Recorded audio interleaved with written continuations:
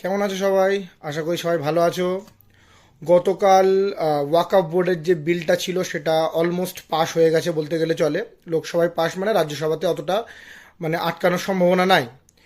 এবারে ওখানে যেটা বলা হয়েছে, যার বিরোধিতা সকলে করছে এবং অ্যাজ এ রেসপন্সিবল সিটিজেন আমিও এটারই বিরোধিতা করি, যে একটা মুসলিম ট্রাস্টের মধ্যে যে গভর্নর বডি থাকবে সেখানে কেন অমুসলিম থাকবে।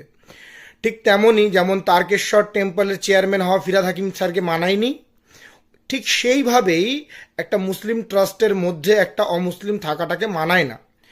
এটা সব ধর্মের ক্ষেত্রে লাগু হয়, এটা আমিও মানি আর আশা করি আপনারাও এগ্রি করবেন।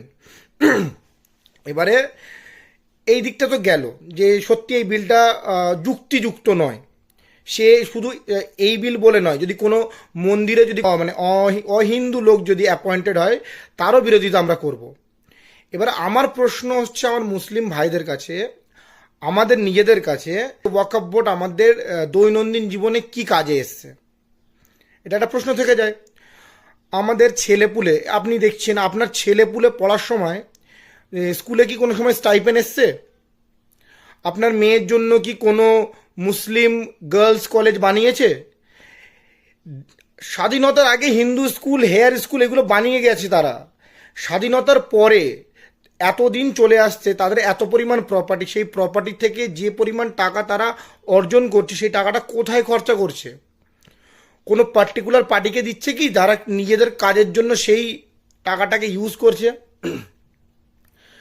আমরা ভাবছি যে পার্টি থেকে ইমাম ভাতা আসছে, কিন্তু সেই ইমাম ভাতা দিচ্ছে ওয়াকফ বোর্ড। ওয়াকফ বোর্ড ডাইরেক্ট দিতে পারে না ভাই।